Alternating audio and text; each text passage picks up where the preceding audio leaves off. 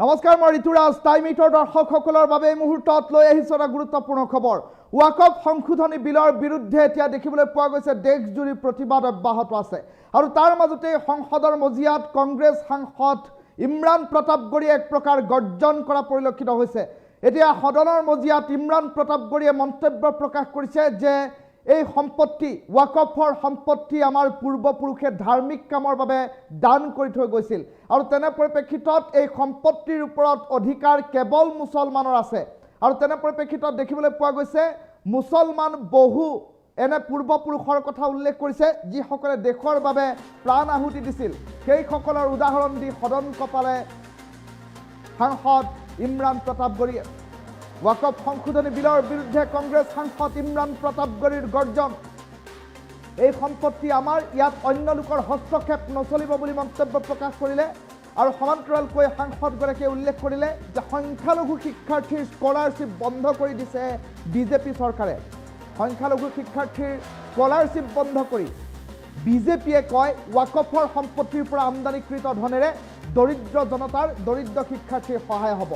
দেশৰ বাবে প্ৰাণ আহুতি দিয়া বহু মুছলমানৰ উদাহৰণ দি সদন কপালে সাংসদগৰাকীয়ে মাজনিশা পৰ্যন্ত দেশৰ জনতাক উজাগৰে ৰাখি বিধেয়ক গৃহীত কৰি আছে চৰকাৰে, কিন্তু তাৰ মাজতে আনফালে নিশাই আমেৰিকাই ভাৰতৰ ওপৰত লগাইছে 26% শুল্ক, কিন্তু এই ক্ষেত্ৰত কোনো মাত মতা নাই ভাৰত চৰকাৰে।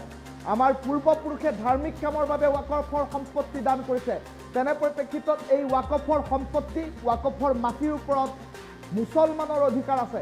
ওয়াকফ সংশোধনী বিলৰ বিৰুদ্ধে এতিয়া সদনৰ মজিয়াত তীব্ৰ গৰ্জন সাংসদ ইমৰান প্ৰতাপগড়ীৰ। কংগ্ৰেছ সাংসদগৰাকীয়ে মন্তব্য প্ৰকাশ কৰিছে যে সংখ্যালঘু শিক্ষাৰ্থীৰ স্কলাৰশ্বিপ বন্ধ কৰি দিয়া হৈছে।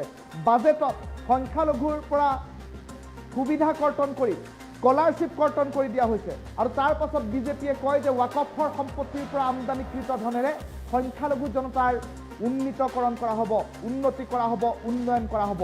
এনেধৰণৰ কেতবোৰ কথা উল্লেখ কৰা হৈছে আৰু আন প্ৰান্তে উল্লেখ কৰা হৈছে যে নিশা পৰ্যন্ত দুপৰ নিশা পৰ্যন্ত এতিয়া দেশৰ জনতাক উজাগৰে ৰাখি বিল গৃহীত কৰিছে, বিধেয়ক গৃহীত কৰিছে বিজেপি চৰকাৰে। তেনে পৰিপ্ৰেক্ষিতত কিন্তু নিশাই আমেৰিকাই 26% শুল্ক লগাইছে ভাৰতৰ ওপৰত, সেই ক্ষেত্ৰত কিন্তু কোনো মাত মতা নাই বিজেপি চৰকাৰে। তাক লৈ প্ৰশ্ন উত্থাপন কৰিছে সদনৰ মজিয়াত কংগ্ৰেছ সাংসদ ইমৰান প্ৰতাপগড়ীয়ে কি মন্তব্য কৰিছে সেই মন্তব্য শুনাই লৈছে।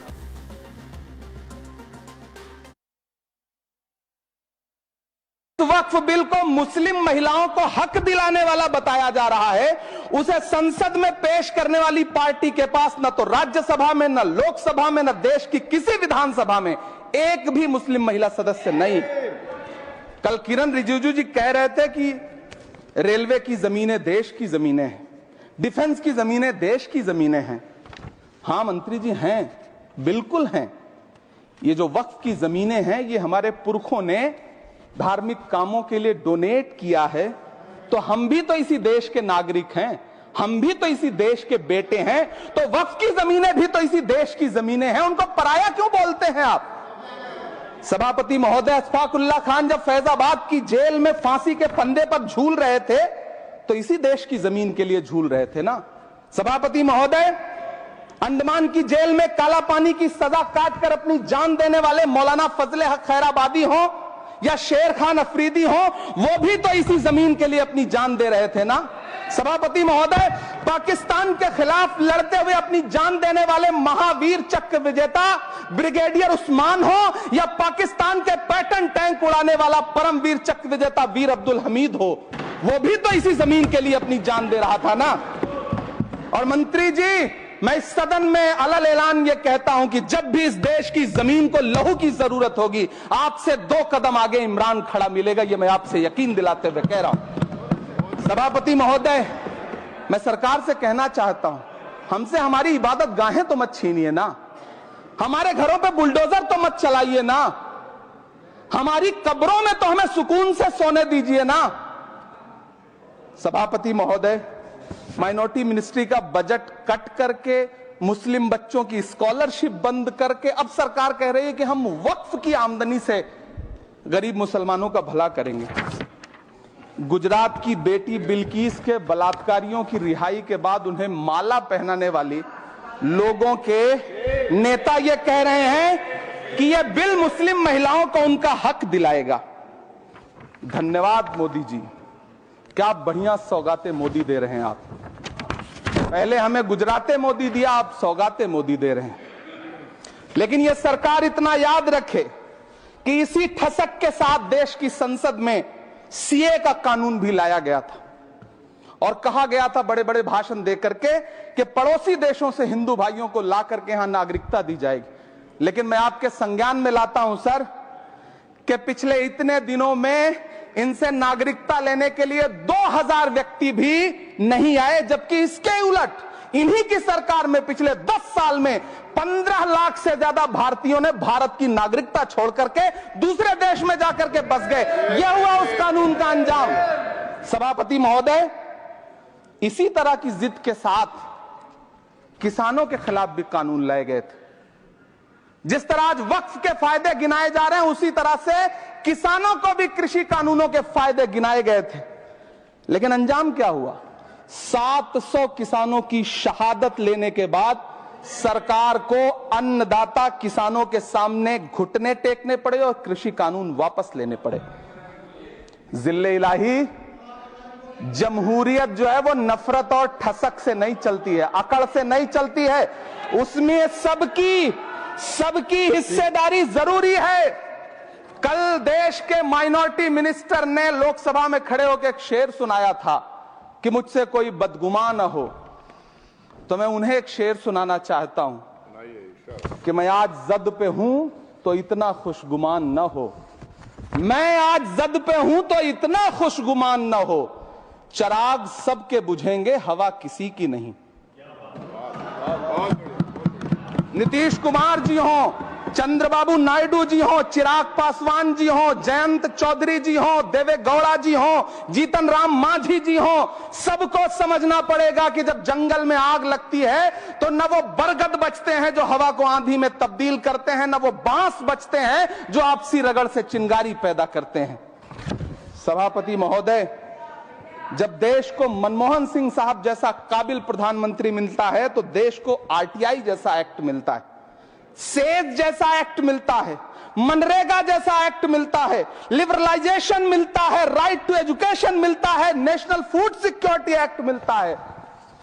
लेकिन जब देश को सौगातें मोदी मिलती है तो क्या मिलता है? सीए मिलता है, फॉर्म्स लॉ मिलता है, आर्टिकल 370 मिलता है, इलेक्टोरल बॉन्ड जैसा एक्ट मिलता है और वक्फ अमेंडमेंट एक्ट जैसे बिल देश को मिलते हैं।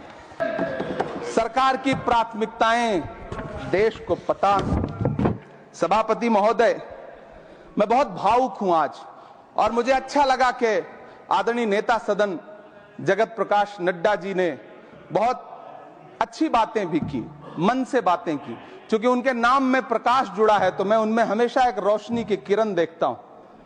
मैं उनके सामने बहुत अदब से यह बात कहना चाहता हूं कि चरागों के सफर में दबदबा हो आंधियों का तो फिर अंजाम जुल्मत के सिवा कुछ भी नहीं होगा।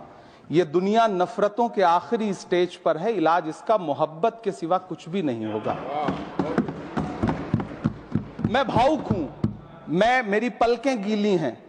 अगर देश की एक बहुत बड़ी आबादी को लगता है कि आप उसका भला करने के लिए नहीं बल्कि उनकी इबादतगाहों, उनकी कब्रिस्तानों, उनकी खानकाहों को बर्बाद करने का बिल ला रहे हैं, तो फिर आप अगर समझाने में नाकामयाब रहे हैं तो यह आपकी नाकामयाबी है। पहले समझाइए, उसके बाद कोई बिल लेकर के आइए, तब शायद हम आपका इतनी पुरजोर तरीके से विरोध ना करें।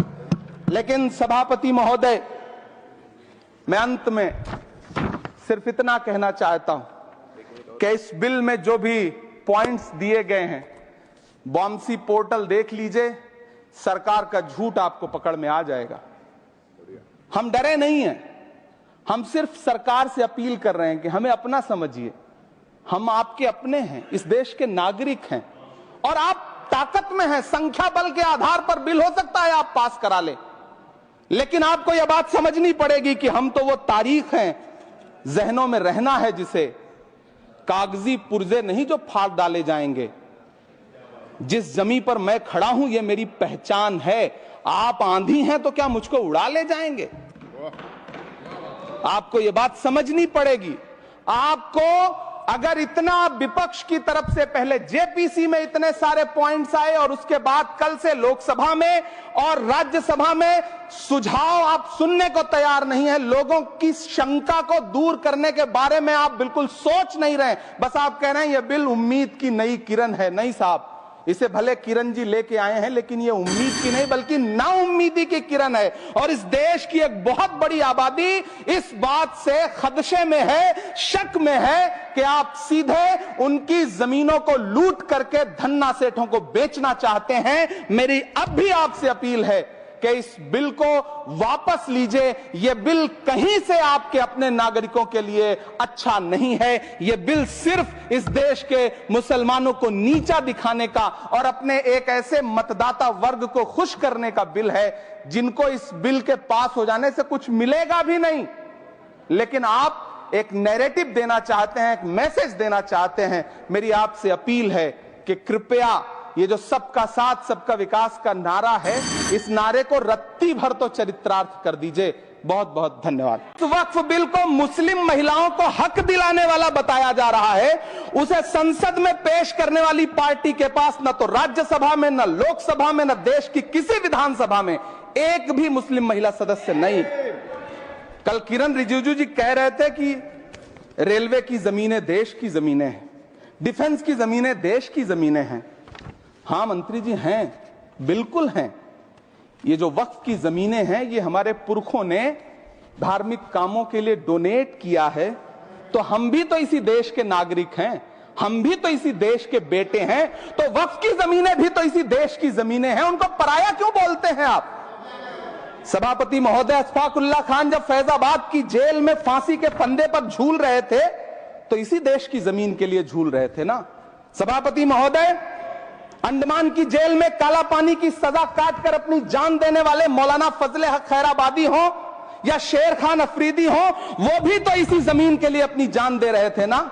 सभापति महोदय, पाकिस्तान के खिलाफ लड़ते हुए अपनी जान देने वाले महावीर चक्र विजेता ब्रिगेडियर उस्मान हो या पाकिस्तान के पैटर्न टैंक उड़ाने वाला परमवीर चक्र विजेता वीर अब्दुल हमीद हो, वो भी तो इसी जमीन के लिए अपनी जान दे रहा था ना। और मंत्री जी, मैं इस सदन में अलग ऐलान ये कहता हूं कि जब भी इस देश की जमीन को लहू की जरूरत होगी, आपसे 2 कदम आगे इमरान खड़ा मिलेगा, ये मैं आपसे यकीन दिलाते हुए कह रहा हूं। सभापति महोदय, मैं सरकार से कहना चाहता हूं, हमसे हमारी इबादत गाहें तो मत छीनिए ना, हमारे घरों पे बुलडोजर तो मत चलाइए ना, हमारी कब्रों में तो हमें सुकून से सोने दीजिए ना।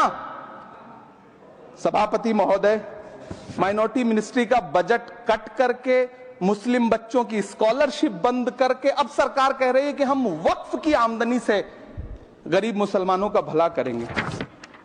गुजरात की बेटी बिल्किस के बलात्कारियों की रिहाई के बाद उन्हें माला पहनाने वाली लोगों के नेता ये कह रहे हैं कि यह बिल मुस्लिम महिलाओं को उनका हक दिलाएगा। धन्यवाद मोदी जी, क्या बढ़िया सौगातें मोदी दे रहे हैं आप। पहले हमें गुजराते मोदी दिया, आप सौगातें मोदी दे रहे हैं।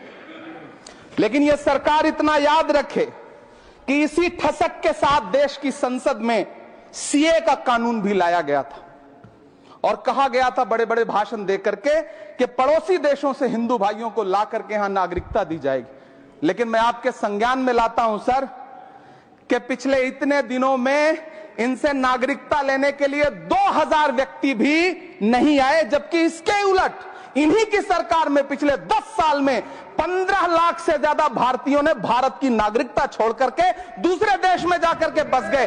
यह हुआ उस कानून का अंजाम। सभापति महोदय, इसी तरह की जिद के साथ किसानों के खिलाफ भी कानून लाए गए थे। जिस तरह आज वक्फ के फायदे गिनाए जा रहे हैं, उसी तरह से किसानों को भी कृषि कानूनों के फायदे गिनाए गए थे। लेकिन अंजाम क्या हुआ? 700 किसानों की शहादत लेने के बाद सरकार को अन्नदाता किसानों के सामने घुटने टेकने पड़े और कृषि कानून वापस लेने पड़े। जिल्ले इलाही, जमहूरियत जो है वो नफरत और ठसक से नहीं चलती है, अकड़ से नहीं चलती है, उसमें सबकी हिस्सेदारी जरूरी है। कल देश के माइनॉरिटी मिनिस्टर ने लोकसभा में खड़े होकर एक शेर सुनाया था कि मुझसे कोई बदगुमान न हो, तो मैं उन्हें एक शेर सुनाना चाहता हूं कि मैं आज जद पे हूं तो इतना खुशगुमान न हो, मैं आज जद पे हूं तो इतना खुशगुमान न हो, चराग सबके बुझेंगे हवा किसी की नहीं।